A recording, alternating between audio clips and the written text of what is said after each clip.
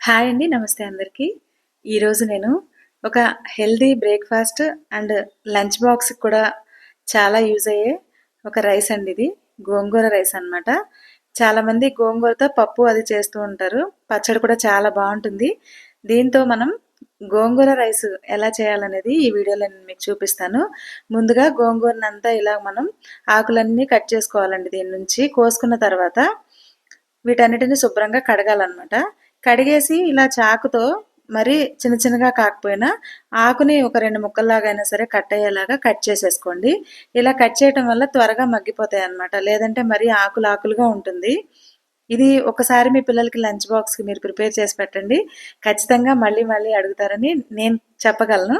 ఎందుకంటే మా ఇంట్లో రెగ్యులర్‌గా వీక్లీ వన్స్ అయినా ఇది ఉంటుందన్నమాట. ఇప్పుడు పాన్‌లో కొంచెం ఆయిల్ వేసుకొని మనం తరిగి పెట్టుకున్న గోంగూరని ఇందులో వేసేసుకోవాలి. లైట్‌గా సిమ్‌లోనే దీన్ని మనం మగ్గించేసుకోవాలండి. ఇది ఒక 2 నిమిషాల్లో మనకి మెత్తగా మగ్గిపోతుంది.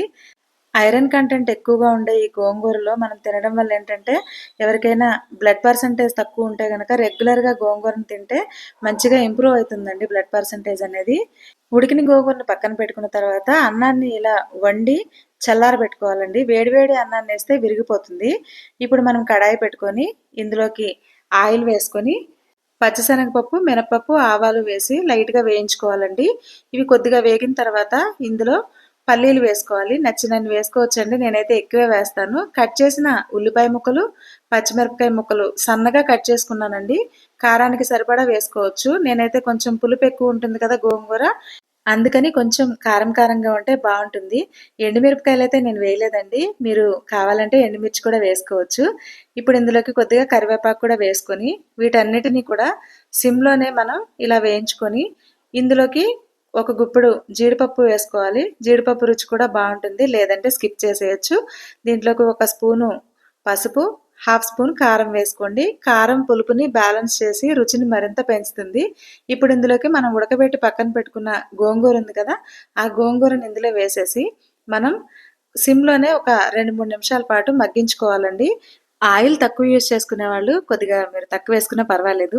బట్ ఇదంతా మగ్గడానికి కొంచెం ఆయిల్ పడుతుందండి. ఇప్పుడు దీనికి రుచికి సరిపడా సాల్ట్ వేసుకోవాలి. చాలా ఈజీగా అయిపోయే ప్రాసెస్ అండి. తప్పకుండా ట్రై చేయండి. తర్వాత మనం ఉడకబెట్టి చల్లారబెట్టి పక్కన పెట్టుకున్న రైస్ ఉంది కదండీ! ఆ రైస్‌ని ఇందులో వేసేసుకొని ఇంక మనం దీన్ని కలిపేసుకోవడమే. ఇదైతే చాలా బావుంటుందండి. వెంటనే మనం లంచ్ బాక్స్‌లోకి ప్రిపేర్ చేయడానికి కూడా చాలా ఈజీగా ఉంటుంది. గోంగూరని ముందే మనం ఉడకబెట్టి పెట్టుకొని ఫ్రిడ్జ్‌లో పెట్టుకుంటే గనక ఈ ప్రాసెస్ అనేది ఇంకా ఈజీగా అయిపోతుందనమాట.